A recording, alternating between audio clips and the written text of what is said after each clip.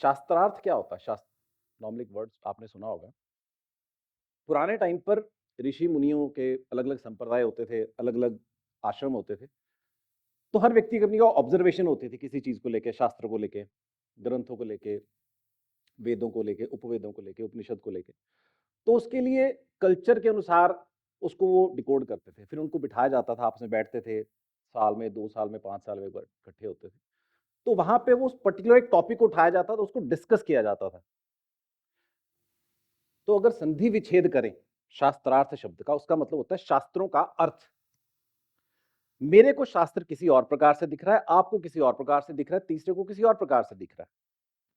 अगर शास्त्रों के रचयिता भगवान ब्रह्मा हैं और ब्रह्मा को अनंतमुखी कहा गया, अर्थात क्या हुआ कि उनका जो सोर्स है वो सेम है, लेकिन उसका जो उसकी विवेचना, उसकी डिस्क्रिप्शन है, या जिसका समझने का तरीका, उसकी जो वाइब्स है, हर व्यक्ति को डिफरेंट तरीके से समझ आ रही है। तो जिसको जैसा समझ आएगा वो वैसा ही बोलेगा। तो उसको कहते थे शास्त्रार्थ करना। मेरी ऑब्जर्वेशन है ये ऐसे होगा। मैं यहां पे एक वर्ड लिख दूं 9 ऐसे करके, उल्टा करके, वो मेरे को 9 दिख रहा है पर आपको वो 6 दिखेगा। ना आप गलत हो ना मैं गलत हूं। 7 अंधे और एक हाथी, सबको कहा कैसा हाथी है, किसी ने पूंछ पकड़ ली, किसी ने सूंड पकड़ ली, किसी ने पेट पकड़ लिया, सारे अपनी जगह पे ठीक है।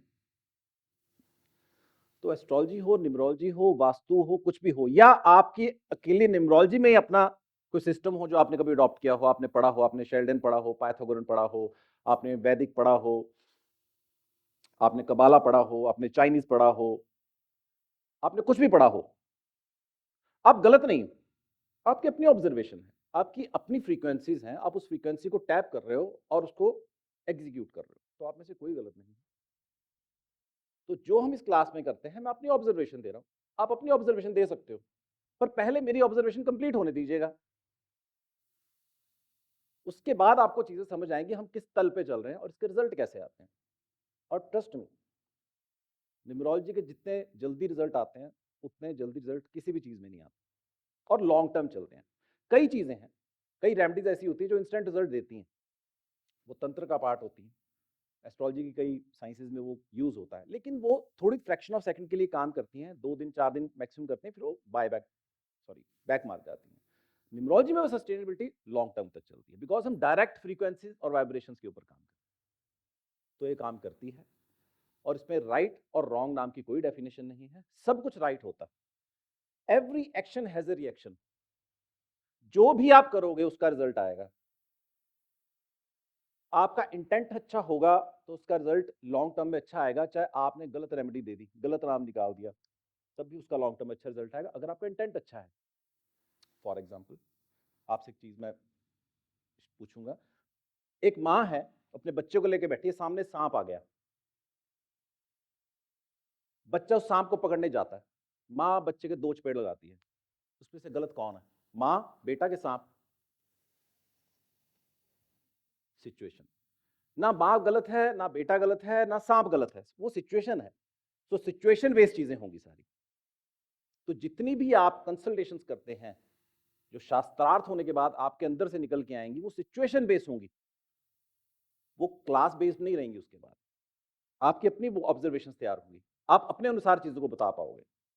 रिक्वायर्ड क्या है कि आपकी स्टडी अच्छी होनी चाहिए, रेपुटेशन अच्छा होना चाहिए, रिवीजन अच्छी होनी चाहिए, पार्टिसिपेशन अच्छा होना चाहिए।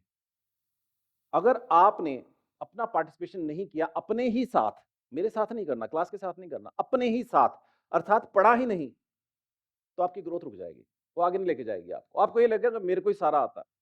मुझे इतने साल हो गए पढ़ाते हुए और इतने साल हो गए कंसल्टेशन देते हुए, और मुझे आज भी ये लगता है कि मुझे नहीं आता। एक नया थॉट डेली आता है, मैं कहता हूँ अच्छा लगा, ये तो मैं फेल हो गया यार, कल वाली चीज तो आज गलत हो गई।